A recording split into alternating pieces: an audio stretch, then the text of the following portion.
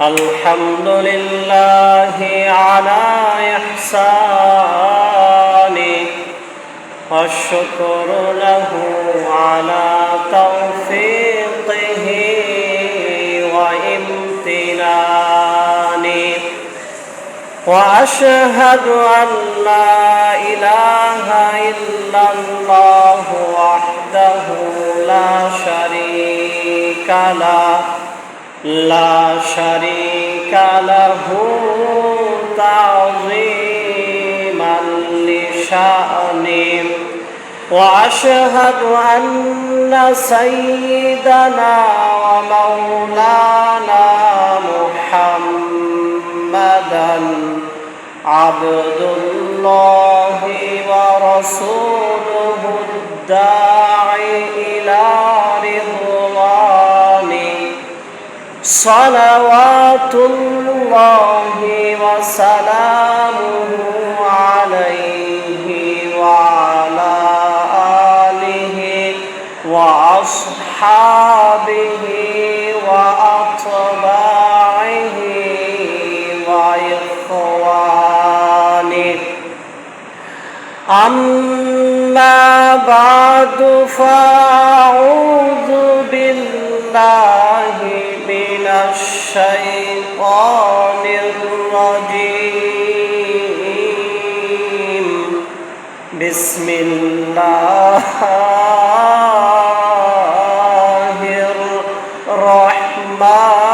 الرحمن الرحيم ولكل أمة جعلنا منسكا ليذكروا اسم الله على ما رزقهم من بهيمة الأنعام فإلهكم إله واحد فله أسلموا وبشر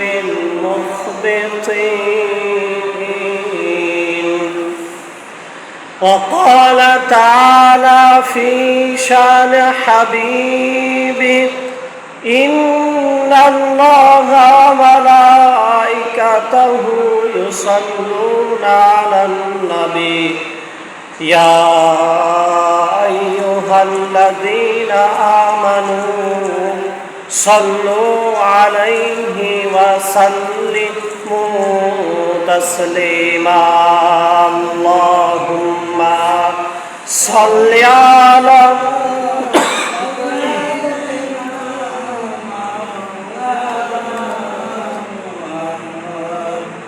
وعلى آل سيدنا لنا محمد اللهم صل على سيدنا مولانا محمد وعلى آل سيدنا محمد بلغ العلا بكماله كشف الدجى بجماله حسنت جميع خصاله صلوا عليه وآله আলহামদুলিল্লাহ মহান আল্লাহ রাব্বুল আলামিনের দরবারে অসংখ্য অগণিত শুকর আদায় করছি যিনি আমাদেরকে পবিত্র জিলহজ মাসের প্রথম দশকের ফজিলতপূর্ণ দিনগুলোতে সালাতুল জুমা আদায়ের লক্ষ্যে আল্লাহর ঘর মসজিদে আসার সমবেত হওয়ার তৌফিক দিয়েছেন। এজন্য আমরা কালিমাতুল শুকর করছি আলহামদুলিল্লাহ। আবারও লাখো কোটি দুরূদ এবং সালাম বর্ষিত হোক দয়ার নবী মায়ার নবী বিশ্বনবী মুহাম্মদ রাসূলুল্লাহর উপর। আমরা পড়ছি সাল্লাল্লাহু আলাইহি ওয়াসাল্লাম। মুহতারাম হাজিরিন, আপনারা জানেন যে আমাদের দেশে পবিত্র ঈদুল আজহার দিন ঘোষণা হয়েছে।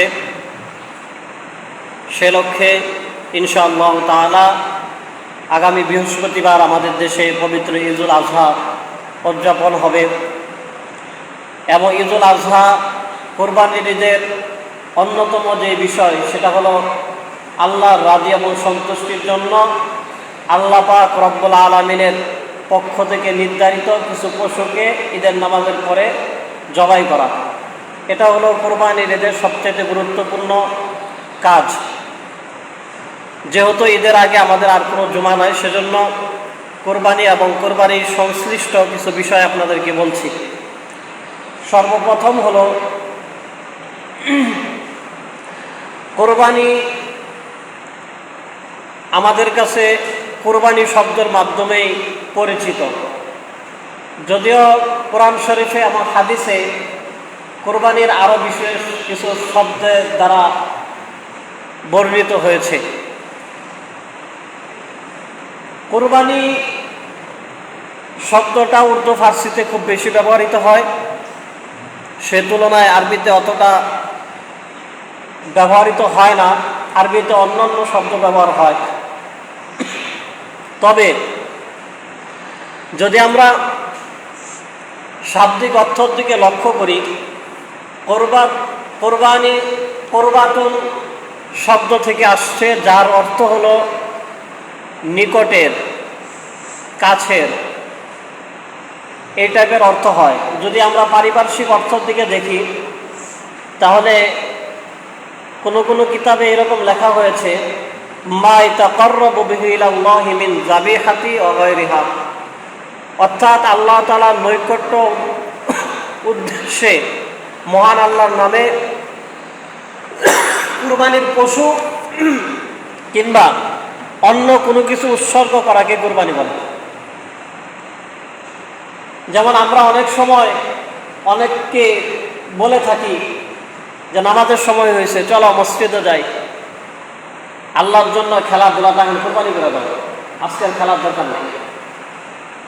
মানে যেই বিষয় বিসর্জন দিয়ে আল্লাহর সান্নিধ্য নৈকট্য অর্জন করা যায় সেটার নামে কোরবানি। এবং আমরা জানি কোরবানির মূল মাকসাদ হলো এটাই যে নিজের কষ্টার্জিত হালাল বৈধ টাকার মাধ্যমে আল্লাহ যেই যেই বিধান এর সাথে শর্ত যুক্ত করেছেন সেই শর্তগুলো আদায় করে পশু জবাই করার নামে কুরবানি। এই কুরবানি করতে যেয়ে মানুষের কিছু শ্রম, কিছু হালাল টাকা, এগুলো আল্লাহর জন্য বিসর্জন দিতে হয়েছে, এজন্য এটার নাম কুরবানি। যেহেতু এই বিসর্জন দিয়ে সে আল্লাহর নৈকট্য অর্জন করতে চায়, এই বিসর্জনের মাধ্যমে আল্লাহর সন্তুষ্টি অর্জন করতে চায়, সেজন্য এই কুরবানিকে কুরবানি বলা হয়।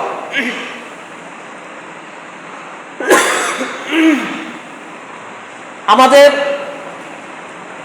সবচেয়ে গুরুত্বের সাথে যেই বিষয়টা জানা জরুরি সেটা হলো কার উপর কুরবানি ওয়াজিব, কুরবানি কে করবে।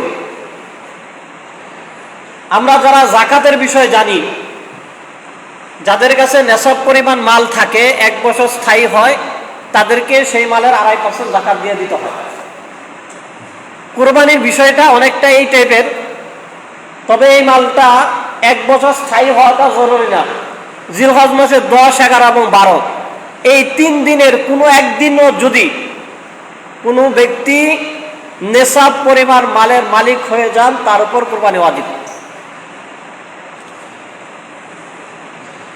নেশাবটা 3 ভাবে করা হয়। সহজভাবে যদি বলি তাহলে 52.5 তোলা রূপা কিংবা 7.5 তোলা স্বর্ণ কিংবা এগুলোর সমমূল্যের সম্পদের মালিক যদি কোনো ব্যক্তি কুরবানি করার যে 3 দিন জিলহজ মাসের 10, 11 এবং 12 এই দিনগুলোতে তিনি হন। এখন কারো কাছে 10 ভরি রূপা আছে, আধা ভরি স্বর্ণ আছে, এই দুইটা মিলিয়েও যদি 52 ভরি 52.5 ভরি রূপার সমপরিমাণ টাকার সমান হয়ে যায়, তারপরে কুরবানি ওয়াজিব। যদি ভালো রূপার দাম কাউন্ট করা হয়, যেটা মোটামুটি দাম 34,000 টাকা করে ভরি, তাহলে 1,78,500 টাকা হয়। কারণ স্বর্ণের দাম তো অনেক বেশি, যেহেতু দুইটা নেশাব, হয়তো স্বর্ণ কিংবা রূপা। রূপারটাই প্রথমে ধরতে হবে। সেই হিসাবে যাদের কাছে নিজের নিত্য প্রয়োজনের অতিরিক্ত এই পরিমাণ সম্পদ আছে, মোটামুটি 2.5 লক্ষ টাকার মতো, এই সম্পদ যার কাছে আছে তার উপর কুরবানি ওয়াজিব। যদি একান্নভুক্ত পরিবার হয়, পরিবার একজনই হর্তাকর্তা থাকেন, তিনি এই পরিবার সবকিছু করেন, আয় ব্যয় সম্পদের মালিকানা শুধু একজনের নিয়ন্ত্রণাধীন, তাহলে পরিবারের কর্তা যিনি, তিনি একজনের উপরে কুরবানি ওয়াজিব হবে। আর পরিবার একান্নভুক্ত কিন্তু সম্পদের মালিকানা অনেক সময় আলাদা আলাদাও থাকে। বাবা সংসার পরিচালনা করেন, 1-2 বছর হয়েছে, সন্তানের চাকরি বাকরি হয়েছে, এখন তার অ্যাকাউন্টেও টাকা পয়সা আছে, তার মালিকানার দিনও টাকা পয়সা আছে। স্ত্রী, তারও কিছু বিভিন্ন সময় গিফট, বিভিন্ন জমানো টাকা পয়সা দিয়ে তারও মোটামুটি কিছু টাকা পয়সা আছে। পরিবার একান্নভুক্ত কিন্তু আলাদা মালিকানাধীন পরিবারের কোনো কোনো সদস্যের আরো কিছু টাকা আছে, এমত অবস্থায় শুধু কর্তার উপর কুরবানি ওয়াজিব হবে না, আলাদা আলাদা যেহেতু মালিকানাধীন যেসব পরিমাণ সম্পদের সমপরিমাণ মালিক পরিবারে আরো কেউ আছে, সুতরাং একাধিক সদস্যের উপর কুরবানি ওয়াজিব হবে। মোট কথা হলো, যাদের মালিকানাধীন এই পরিমাণ নেশাব পরিমাণ সম্পদের মালিকানা থাকবে, তাদের উপরই কুরবানি ওয়াজিব হবে। তাহলে এই হিসাব যদি ধরা হয়, তাহলে তো কুরবানি এখন যেই পরিমাণ হওয়া উচিত হয়, তার থেকে আরো কয়েক গুণ বেশি হওয়া উচিত। কিন্তু এর মাঝখানে অন্তরায়টা যে জন্য হয়, কেন আরো বেশি কুরবানি হয় না, এর অন্যতম এক কারণ, আমরা প্রথম অবস্থায় মনে করি যে কুরবানি করার জন্য অনেক বড় একটা গরু বা অনেক বড় একটা পশু কেনা দরকার, অনেক টাকা দিয়ে শরীক হয়ে কুরবানি করা দরকার। এটা মনে করেই আমরা অনেকে কুরবানি করি না। যার মালিকানাধীন 2-3 লাখ টাকা আছে, 5 লাখ টাকা আছে, তিনি তার সামর্থ্য অনুযায়ী 10,000, 15,000, 20,000 টাকা শরীক হয়ে 7 জনে একটা কুরবানি করে নিলে হলো। 10-12 হাজার টাকা দিয়ে একটা বকরি, খাসি একটা কিনে কুরবানি করলেই হয়ে গেল। মানে নিজের উপর যে ওয়াজিব দায়িত্ব ছিল, দায়িত্ব তাদের হয়ে গেছে। হ্যাঁ, যাদেরকে আল্লাহ অনেক সামর্থ্য দিয়েছেন, অবশ্যই তারা অনেক বড় গরু কিনবেন, অনেক সুন্দর গরু কিনবেন, এটাই স্বাভাবিক। কারণ যার যতটুকু সামর্থ্য আছে সে অনুপাতেই খরচ করবে। ইসলাম কারোর জন্য এরকম চাপিয়ে দেয় না যে সবার জন্য আমার বড় বড় পশু কিনা দরকার, এরকম চাপিয়ে ইসলাম দেয় না। যার যতটুকু সামর্থ্য আছে, কিন্তু করতে হবে, করাটা দরকার। এজন্য এগুলো মাথায় রাখা। তাহলে যাদের উপর নেশাব পরিমাণ সম্পদের মালিকানা থাকবে, তাদেরকে কুরবানি করতে হবে। দায়মুক্ত হওয়ার জন্য, এই ওয়াজিব অনাদায়ের গুনাহ থেকে নিজেকে বাঁচানোর জন্য, নিজের আয়ের দিকে, নিজের সম্পদের দিকে লক্ষ্য করে যতটুকু দিয়ে সম্ভব হয় এই ওয়াজিব আদায় করে নেওয়া। আল্লাহ সুবহানাহু ওয়া তাআলা আমাদেরকে এই বিষয়টা ভালোভাবে গভীরভাবে বোঝার তৌফিক দান করুন, আমিন। কুরবানির পশুর ক্ষেত্রে কয়েক ধরনের পশু দিয়ে কুরবানি করা যায়। উট, গরু, মহিষ, ছাগল, ভেড়া, দুম্বা, এগুলো দিয়ে কুরবানি করা যায়। এছাড়া হালাল আরো কিছু প্রাণী আছে, হরিণ হালাল, বন্য গরু এটাও হালাল, কিন্তু এগুলো দিয়ে কুরবানি করা যায় না। কুরবানির জন্য গৃহপালিত পশু হওয়া জরুরি। উটের জন্য বয়স 5 বছর হতে হবে, 5 বছরের কম বয়সের উট দিয়ে কুরবানি হয় না। গরু এবং মহিষের জন্য বয়সটা 2 বছর, ছাগল, দুম্বা, ভেড়া এগুলোর জন্য বয়সটা হতে হবে 1 বছর। তবে ভেড়া এবং দুম্বা, ছাগল না কিন্তু, ভেড়া এবং দুম্বার বয়স যদি 1 বছরের থেকে সামান্য কিছু কম হয়, কিন্তু এমন রুষ্টপুষ্ট ভেড়া এবং দুম্বা, যে ভেড়া এবং দুম্বাকে 1 বছরের ভেড়া এবং দুম্বার পালের মধ্যে ছেড়ে দিলে বোঝা যায় না কোনটার বয়স 1 বছরের কম, কোনটার বয়স 1 বছর। এমন 1 বছরের কম ভেড়া এবং দুম্বা দিয়ে কুরবানি হয়ে যাবে, কিন্তু কোনোভাবেই ছাগলের ক্ষেত্রে, বকরির ক্ষেত্রে 1 বছরের কম বয়সের প্রাণী দিয়ে কুরবানি জায়েজ হবে না।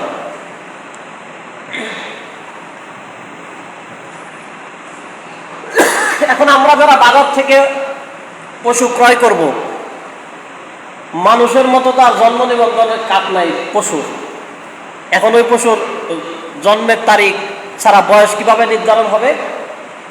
ফতোয়ার কিতাবের মধ্যে আসে, যিনি গরু লালন পালন করেছেন তিনি যদি এই কথার সত্যায়ন করেন যে আমার পশুর বয়স হয়েছে, কুরবানি করার বয়স হয়েছে, এবং পশুটা দেখতেও যদি ওই রকম মনে হয় যে না এটার বয়স হওয়ার মতোই, তাহলে এই পশুটার কুরবানির উপযুক্ত বয়স হয়েছে হিসাবে ধরাই নেওয়া হবে।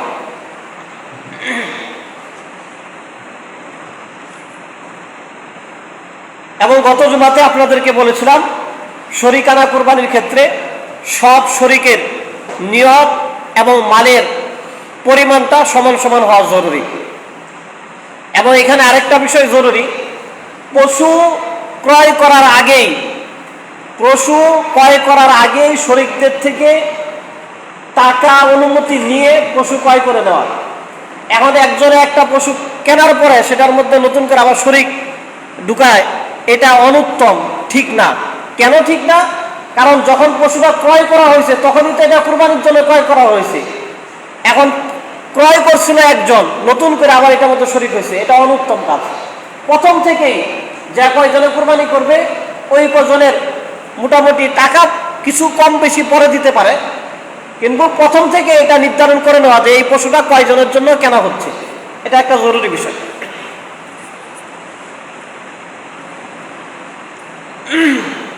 তাহলে আমরা এই বিষয়গুলো লক্ষ্য রাখবো। কুরবানির আগে আরেকটা সওয়াবের দিন আমাদের জন্য অপেক্ষা করতেছে, সেটা হলো কুরবানির আগের দিন, যেই দিনটাকে বলা হয় ইয়াউমে আরাফার দিন।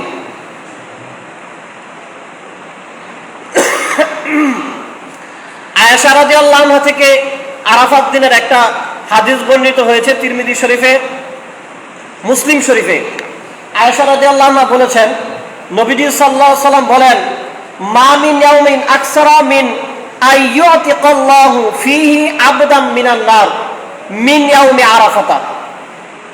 আয়েশা রাদিয়াল্লাহু আনহা বলেছেন, নবীজি সাল্লাল্লাহু আলাইহি ওয়াসাল্লাম বলেন, আল্লাহ পাক রব্বুল আলামিন আরশের আরাফার দিন জাহান্নাম থেকে এত বেশি মানুষকে মুক্তি দান করেন যেই সংখ্যক মানুষকে অন্য কোনোদিন আল্লাহ মুক্তি দেন না।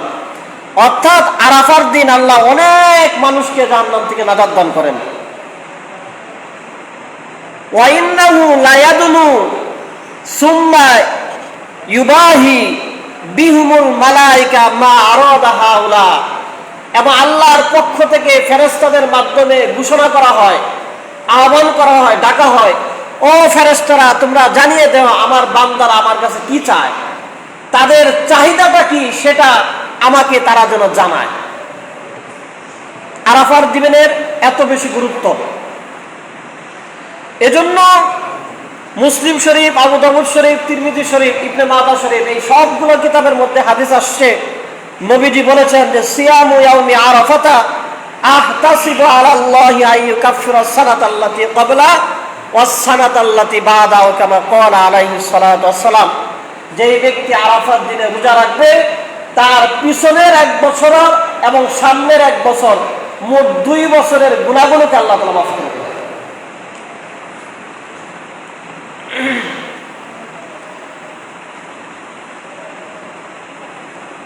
এইখানে ইদানিং কালে একটা সমস্যা হচ্ছে, সেটা হলো আরাফাত দিন নিয়ে বিভিন্ন ধরনের কথাবার্তা শোনা যায়। কেউ কেউ আরাফাত দিন বলতে সৌদি আরবে যেদিন আরাফাত দিন সেই দিনকে আরাফাত দিন হিসেবে রোজা রাখেন। কিন্তু এখানে সবচাইতে সহি কথাটা হলো, বিশুদ্ধ কথা হলো, আরাফা মূলত জিলহজ মাসের 9 তারিখকে আরাফা বলা হয়। আরাফার দিন যে হবে এটা নির্ধারণ হয় কিভাবে? এটা নির্ধারণ হয় জিলহজ মাসের চাঁদ ওঠার পরে। জিলহজ মাসের চাঁদ যেদিন উঠে যায় সেদিন নির্ধারণ হয় 9 জিলহজ হবে আরাফার দিন, অর্থাৎ 9 তারিখ হলে জিলহজ মাসে হাজী সাহেবরা আরাফার দিনে সমবেত থাকবেন। জিলহজ মাসের 10 তারিখ যেদিন হবে সেদিন কুরবানি করা হবে। তাহলে আরাফার দিন, কুরবানির দিন, এগুলো নির্ধারণ হয় জিলহজ মাসের চাঁদ ওঠার পরে। তাহলে সৌদি আরবে যেদিন চাঁদ উঠেছে সেদিন নির্ধারণ হয়েছে আরাফার দিন কবে। বাংলাদেশে আমরা যেদিন চাঁদ দেখেছি, আমাদের দেশে নির্ধারণ হয়েছে 9 তারিখ কবে, অর্থাৎ আরাফাত দিবস কবে। এজন্য বিশুদ্ধ মত হলো আমাদের দেশে এই বছরে আরাফাত দিন হলো বুধবার, অর্থাৎ মঙ্গলবার দিবাগত রাতে সাহারি খেয়ে বুধবারে রোজা রাখা। এটা সবচেয়ে বিশুদ্ধ এবং নিরাপদ মত। আরাফাত দিনের আরেকটা অন্যতম আমল আছে। নবীজি সাল্লাল্লাহু আলাইহি সাল্লাম বলেছেন, আবু হুরায়রা রাদিয়াল্লাহু আনহু বলেন, হযরত আমর তার দাদা এবং তার বাবার সূত্রে বর্ণনা করেছেন। এই হাদিস নাতি বলেছেন, সে তার বাবা থেকে শুনেছে, বাবা তার বাবা থেকে শুনেছে। নবীজি বলেছেন, খায়রুদ দুআই দুআউ ইয়াউমি আরাফা ওয়া খায়রু মা কুলতু আনা ওয়ান নাবিয়্যুনা মিন ক্বাবলি। নবীজি বলেছেন, আরাফার দিবসে যেই দোয়া করা হয় তার থেকে উত্তম আর কল্যাণকর আর কোনো দোয়া নাই। নবীজি বলেন, ওই কল্যাণকর দোয়াটা হলো আমি যেটা বলছি সেটা, এবং আমার পূর্ববর্তী নবীরাও এই দোয়াটার কথাই বলেছেন। কোন দোয়া? লা ইলাহা ইল্লাল্লাহু ওয়াহদাহু লা শারীকা লাহু লাহুল মুলকু ওয়া লাহুল হামদু ওয়া হুয়া আলা কুল্লি শাইইন কাদির। নবীজি বলেন, আরাফাত দিনের সবচাইতে উত্তম দোয়া হলো এই দোয়া। তাহলে 9 জিলহজ ঈদের আগের দিন আমরা এই দোয়াটা বেশি বেশি পাঠ করতে পারি। আরেকটা বিষয় আপনাদেরকে বলি, সেটা হলো তাকবীরে তাশরিক, অর্থাৎ ফরজ নামাজের পরে তাকবীর পড়া। আল্লাহু আকবার, আল্লাহু আকবার, লা ইলাহা ইল্লাল্লাহু, আল্লাহু আকবার, আল্লাহু আকবার, ওয়ালিল্লাহিল হামদ। এই তাকবীরটা পাঠ করতে হয় কিন্তু ইয়াউমে আরাফাত দিন ফজরের নামাজ থেকে, অর্থাৎ জিলহজ মাসের 9 তারিখ ফজরের নামাজ থেকে। তাহলে আমরা যদি আরাফাত দিনে রোজা রাখি বাংলাদেশে 2 দিন আগে, তাহলে তাকবীরে তাশরিক তো আর পড়ে না তারা। এজন্যই বলেছি বিশুদ্ধ মত হলো আমাদের দেশের কুরবানির ঈদের আগের দিন আমরা রোজা রাখবো, আর ফজরের নামাজ থেকে তাকবীরগুলো পাঠ করা শুরু করব।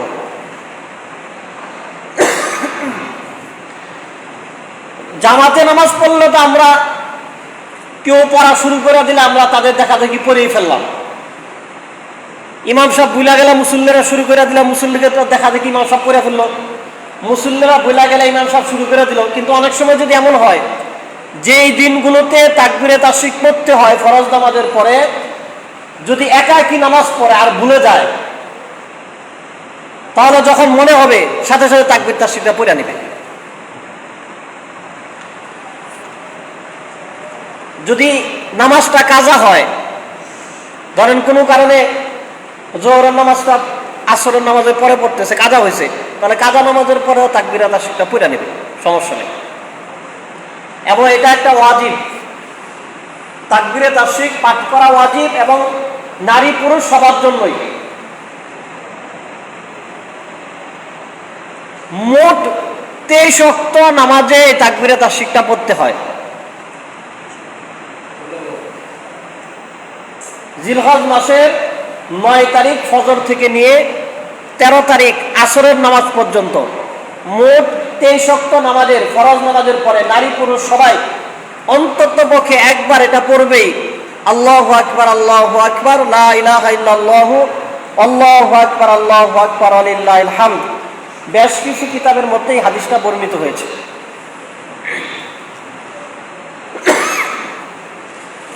কুরবানির ক্ষেত্রে আরেকটা অতীব গুরুত্বপূর্ণ বিষয় আপনাদেরকে বলছি,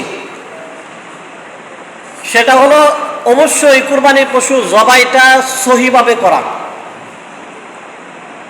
কুরবানি পশু জবাই সহি হওয়ার জন্য অত্যন্ত গুরুত্বপূর্ণ হলো পশুর রক্তনালী, শ্বাসনালী এবং কণ্ঠনালী, এই তিনটা নালীকে কাটতে হবে। এই তিনটা নালী কাটার পরে রক্ত বের হতে হতে এই পশুটা মারা গেলে এই পশুটা খাওয়া হালাল। সূরা মাইদা ৩ নং আয়াতে আল্লাহ পাক রব্বুল আলামিন অনেকগুলো বিষয় তুলে ধরেছেন যে হুররিমাত আলাইকুমুল মাইতা, যে তোমাদের জন্য মৃত প্রাণীগুলো হারাম করে দেওয়া হয়েছে। এখানে 10টা বিষয় আল্লাহ সুবহানাহু ওয়া তাআলা বলেছেন। 10টার মধ্যে একটা এমন যে প্রাণী আল্লাহর নাম ছাড়া জবাই করা হয় সেটা খাওয়া হারাম। আর কুরবানির পশুর ব্যাপারে আল্লাহ কি বলেছেন? ওয়ালিকুল্লি উম্মাতিন জাআলনা মানসাকান, আল্লাহ বলেন প্রত্যেক জাতির জন্যই আমি কুরবানি নির্ধারণ করে দিয়েছিলাম।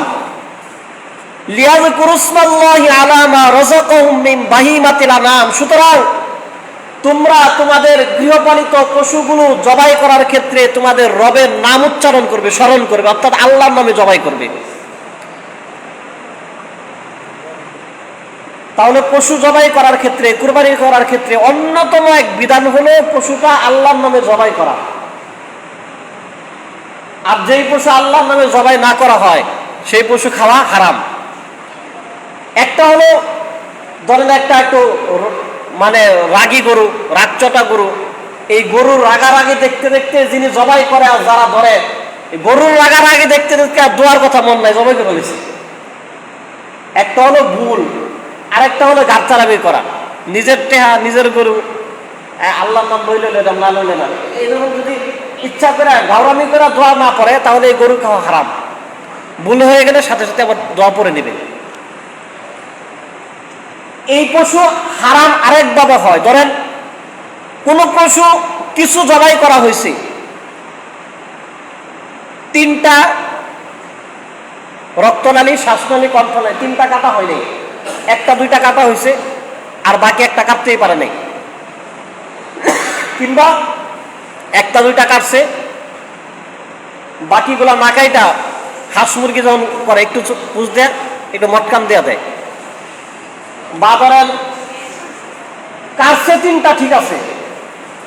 এখন যারা পশুটাকে গোশতটা ঠিকঠাক করবে, গোশত কাটবে, তারা এই পশুটাকে দ্রুত মারার জন্য গলা কাটা দেওয়ার পরে একটু পরে আধা মিনিটের ভিতরে 1 মিনিটের ভিতরে আবার পায়ের রগগুলা কাটা শুরু করছে। সূরা মাইদা 3 নং আয়াতের মধ্যে এই বিষয়টা বলা হয়েছে যে যেই সমস্ত পশু হারাম হয় তার মধ্যে একটা হলো এটা, যে প্রথমে জবাই করছে ঠিক, কিন্তু এটা মারা যাওয়ার আগে আবার অন্য কোনোভাবে এটাকে আঘাত করা হয়েছে, ধরা হবে নতুন আঘাতের কারণে মারা হয়েছে, এটা জবাই কারণে মারা হয়নি। তাহলে আমরা যারা হাঁস মুরগি জবাই করি, জবাই করার ক্ষেত্রে অবশ্যই এটা ছুরি বা চাকু যেটা দিয়ে জবাই করতেছি বটি সেটা দিয়েই কাটবো, গারমটকায় দিব না। গারমটকালে মনে করবে গারমটকে মারা গেছে, জবাই করে মারা যায়, এটা খাওয়া হারাম। কুরবানির পশুর ক্ষেত্রেও গলাটা ভালোভাবে কাটবে, ভালোভাবে মারা যাওয়ার পরে রগগুলা কাটবে। যদি আগে রগ কাটা হয় মনে করা হবে যে রগ কাটেই মারা গেছে, একটু তাড়াহুড়ার কারণে হালাল জিনিসটা হারাম হয়ে যাবে, এগুলো লক্ষ্য রাখতে হবে। আল্লাহর নামে পশু জবাই করা, যত সম্ভব পশুকে কষ্ট না দিয়ে জবাই করা, পশুর যাতে কষ্ট না হয় সেদিকে খেয়াল রাখা, দাঁড়ানো ছুরি নেওয়া, ভালোভাবে বেঁধে টেঁধে নেওয়া, সম্ভব হলে আরেকটা পশু থেকে একটু দূরে জবাই করা, এবং দোয়া করা, যেই দোয়াগুলো পশু জবাই করার সেই দোয়াগুলো করা, পশু জবাই করার যেইভাবে শরীয়ী পদ্ধতি আছে সেই পদ্ধতিগুলো অবলম্বন করা। কারণ সারা বছর আমরা গোশত কিনে খাই, ওই গোশত কিভাবে জবাই করে না করে ওনারা যেইটা বলেন সেটাই ঠিক, কিন্তু আজকে এই জবাইটা সম্পূর্ণ সাহাবের জন্য, এই জবাইটা সম্পূর্ণ আল্লাহ রাজি এবং সন্তুষ্টের জন্য। সুতরাং যারা জবাইয়ে পারদর্শী, যারা বুঝেন, তাদের মাধ্যমে সুন্দরভাবে নিজেরা এটাকে সম্পূর্ণ করা, যাতে পরিপূর্ণ সাহাবটা আমাদের অর্জন হয়। কারণ পুরা হালাল প্রাণীটা জবাই যদি এদিক সেদিক হয় পুরা হারাম হয়ে যাবে। আল্লাহ সুবহানাহু ওয়া তাআলা এই বিষয়টা আমাদেরকে লক্ষ্য রাখার তৌফিক দান করুন, আমিন। শরীকানা কুরবানির ক্ষেত্রে অবশ্যই গোশত বন্টনটা ওজনের মাধ্যমে করা চাই। চোখের আন্দাজে কিংবা কোনো পাতিল বল ডিশ সেগুলোর আন্দাজে না করা, যে এক এক বল করে এক এক জায়গায় দিয়ে দিলাম, এরকম না করা। ওজন করে করে যাতে করে সব শরীক সমান অংশ পেয়ে যান। আল্লাহ সুবহানাহু ওয়া তাআলা পশু কুরবানির নির্দেশ দিয়ে আবার আমাদেরকে নির্দেশ দিয়েছেন, ফাকুলু মিনহা ওয়া তুইমুল কানিআ ওয়াল মুআতার। হে আমার বান্দারা, তোমরা আমাকে সন্তুষ্ট করার জন্য যে পশুটা কুরবানি করেছো, এখন সেই পশু থেকে তোমরা নিজেরা খাও। ওয়া তুইমুল কানিআ ওয়াল মুআতার, এবং ওই সমস্ত মানুষদেরকে খাওয়াও যারা নিজেদের ব্যক্তিত্বের জন্য কিছুটা অভাবী হলেও মানুষের কাছে চায় না, এবং তাদেরকে খাওয়াও যারা অভাবী এবং মানুষের কাছে চাইতেও পারে। এই আয়াতের সহজ ব্যাখ্যা যদি আমরা লক্ষ্য করি, তাহলে কোরআনের রয়িসুল মুফাসসিরিন, যাকে সবচেয়ে বড় ব্যাখ্যাকার বলা হয় আব্দুল্লাহ ইবনে আব্বাস রাদিয়াল্লাহু আনহুমা, তিনি বলেন যে নবীজি সাল্লাল্লাহু আলাইহি ওয়াসাল্লাম তিন ভাবে কুরবানির গোশতগুলো খেতেন। এক অংশ নিজের পরিবারের জন্য রাখতেন, এক অংশ আত্মীয় স্বজনকে দিতেন, আরেক অংশ গরিব মিসকিনকে দান করে দিতেন। কারণ অনেক সময় আত্মীয় স্বজনরা এক আত্মীয় কুরবানি দেয়, আরেক আত্মীয় কুরবানি না দিলেও অভাবে থাকলেও আত্মীয়র কাছে চায় না, কারণ এটা তার ব্যক্তিত্বে বেশি বাধে। কিংবা সমাজে এমন কিছু মানুষ থাকেন যারা হয়তো এই বছর কুরবানি করতে পারেন নাই, কিংবা মানে সামর্থ্য নাই করার, কিন্তু একটু ব্যক্তিত্ব সম্পন্ন, কারো কাছে চাইবেন যে আজকে কুরবানি করি নেই, আপনি তো দুস্থ মানুষকে দিতেছেন, আমাকে একটু দিয়েন, এরকম চাইতে পারেন না। আল্লাহ বলেন তাদেরকেও তোমরা দিবে, এবং তাদেরকে দিবে যারা মানুষের কাছে চাইতেও পারে কিন্তু অভাবী আবার চায়, সবাই তো আর একরকম না, তাদেরকেও দিবে। সবচাইতে সহজ এবং সুন্দর পদ্ধতি হলো কুরবানির গোশত তিন বন্টক করে, তিন ভাগ করে, একটা নিজে খাওয়া, এক অংশ আত্মীয় স্বজন নিকট আত্মীয় পাড়াপড়শি তাদেরকে দেওয়া, আরেক অংশ গরিব মিসকিনকে দেওয়া। তবে এটা উত্তম পদ্ধতি, কোনো ফরজ বিধান না, এটা উত্তম পদ্ধতি। কেউ বেশিও দিতে পারে, কেউ কমও দিতে পারেন, তবে উত্তম হলো এইভাবে করা, যেহেতু কুরবানির মূল মাকসাদটা হলো আল্লাহর রাজি এবং সন্তুষ্ট অর্জন করা, আল্লাহকে খুশি করা। গোশত খাওয়াটা মূল উদ্দেশ্য না। সুতরাং যেইভাবে এই কাজটা সুসম্পন্ন করলে সবচেয়ে সুন্দর হয়, উত্তম হয়, সেইভাবেই করা আমাদের সবার উচিত।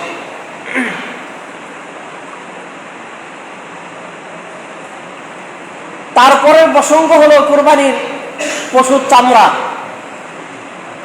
চামড়া নিজেরা ব্যবহার করলে তো সম্পূর্ণ জায়েজ, বিভিন্ন কাজে যদি কেউ ব্যবহার করতে চায়। তবে চামড়া যদি বিক্রি করে দেয় তাহলে সেই টাকাটা সদকা করে দিতে হবে। কুরবানির চামড়ার টাকা নিজে এটা ব্যবহার করা যাবে না।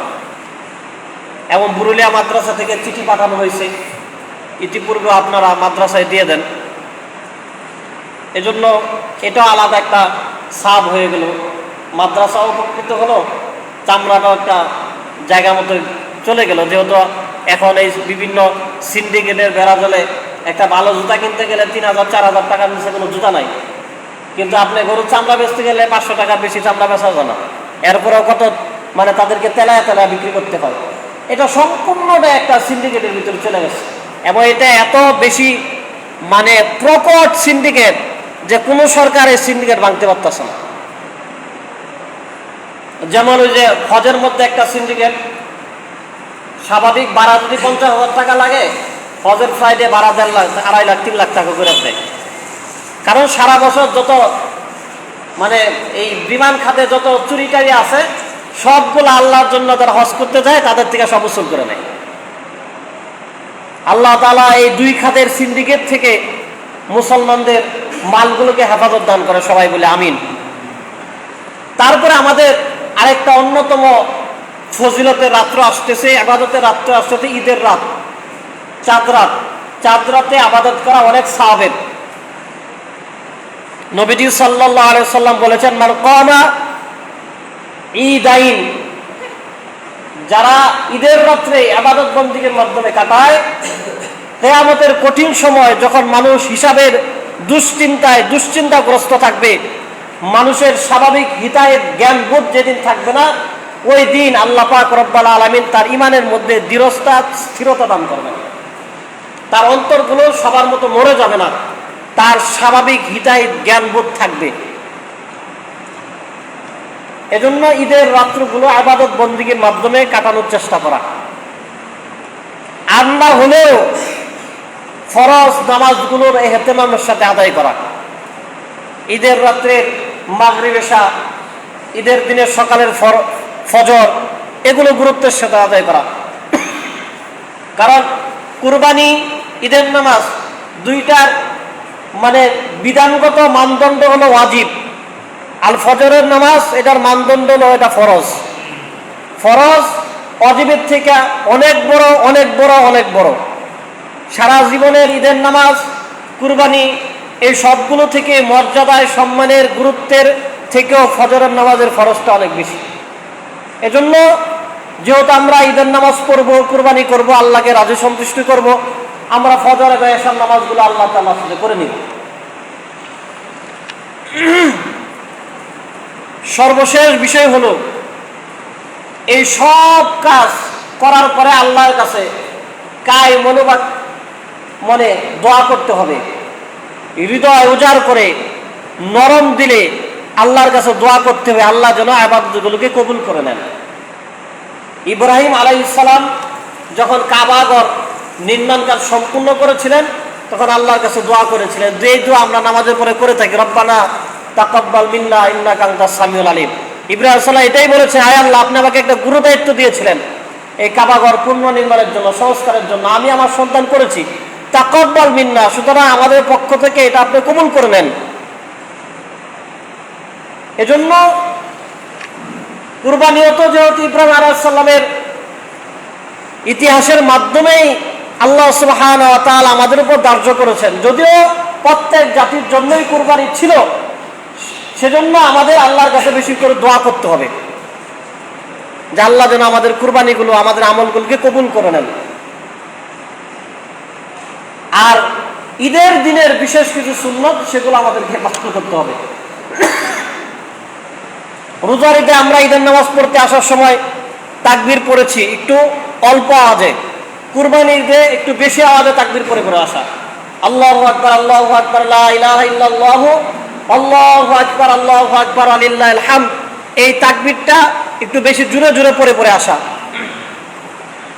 ঈদুল আজহার দিনের অন্যতম একটা সুন্নত, যদি সম্ভব হয় এটা আদায় করা, কোনো কিছু না খাওয়া, নিজের জবাইকৃত পশুর গোশত দিয়ে এই খাবার গ্রহণ করা যদি সম্ভব হয়। তো যাদের বিভিন্ন ধরনের রোগশোক আছে, দীর্ঘ সময় অভুক্ত থাকাটা কষ্টসাধ্য হয়ে যায়, তাদের জন্য বেশি এটা বেশি জরুরি না। কিন্তু যাদের সম্ভব হয়, বয়স কম আছে, শরীরে শক্তি আছে, রোগশোক নাই, তারা আমরা এই সুন্নতটা পালন করতে পারি। রোজার ঈদে ব্যতিক্রম, রোজার ঈদে মিষ্টান্ন খেয়ে ঈদের নামাজ পড়া, কুরবানির ঈদের কিছু না খাওয়া। এবং আমরা জানি ঈদের নামাজের কাজা নাই, এবং কুরবানির ঈদের নামাজ বেশিরভাগ জায়গাতেই একটু আগে আগে পড়া হয়, আর এক জায়গায় জামাত মিস করলে আবার আরেক জায়গায় খুঁজতে হবে। সেজন্য আমরা নামাজের সময়ের প্রতি লক্ষ্য করে যথাসময়ে নামাজে শরীক হয়ে যাব ইনশাআল্লাহ। প্রতিবারের ন্যায় আমাদের মসজিদে এবারও ঈদুল আজহার জামাত সকাল 8টায় অনুষ্ঠিত হবে। আমরা ইনশাআল্লাহ যথাসময়ে জামাতে শরীক হওয়ার চেষ্টা করব।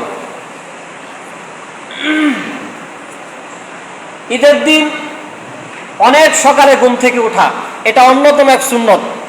এই সুন্নত আদায় করা সবচেয়ে সহজ, সুন্দর এবং সবচেয়ে ভালো উপলক্ষ হলো ফজরের নামাজ জামাতের সাথে পড়ে ফেলা।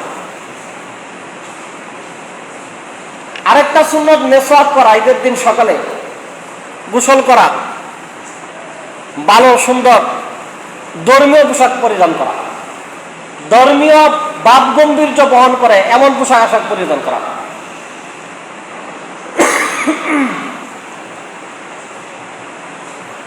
আতর সুগন্ধি ব্যবহার করা, পায়ে হেঁটে হেঁটে ঈদের নামাজের জন্য আসা, সম্ভব হলে এক রাস্তা দিয়ে ঈদের নামাজে আসা, অপর রাস্তা দিয়ে বাড়িতে যাওয়া। এটার অনেকগুলো কারণের অন্যতম এবং সুন্দর কারণ হলো আল্লাহ পাক রব্বুল আলামিন ঈদের নামাজীদের জন্য আলাদা অভ্যর্থনার ব্যবস্থা রাখেন ফেরেশতাদের মাধ্যমে। যেমন সবসময় শ্বশুরবাড়ি গেলে গেট দেয় না, কিন্তু প্রথম যেদিন বিয়ে করতে গেছিল গেট টেট দিয়া পুরা একদম ভালো করে অভ্যর্থনা জানাইছে। তো সবসময় তো আল্লাহর বিধান নামাজ পড়ার জন্য মুসল্লিরা আসে, তো প্রতিদিন গেট টেট প্রতিদিন ফেরেশতাদেরকে ওইরকম সালাম টালাম জানানোর দরকার কি? কিন্তু ঈদের দিনগুলোতে বিশেষ করে আল্লাহ তাআলা রাস্তার মোড়ে মোড়ে আল্লাহর পক্ষ থেকে ফেরেশতাদেরকে পাঠিয়ে দেন, যারা ঈদের নামাজের জন্য আসবে তোমরা তাদেরকে মারহাবা স্বাগত জানাবে, আমার পক্ষ থেকে তাদেরকে শান্তি এবং সালাম পৌঁছে দিবে। এজন্য ফেরেশতারা মোড়ে মোড়ে থাকেন। এজন্য নবীজির নির্দেশ হলো তোমরা যে হেঁটে হেঁটে আসো, বিভিন্ন রাস্তা দিয়ে আসো, তাহলে অনেকগুলো ফেরেশতাদের মানে স্বাগত তোমরা পেয়ে যাবে।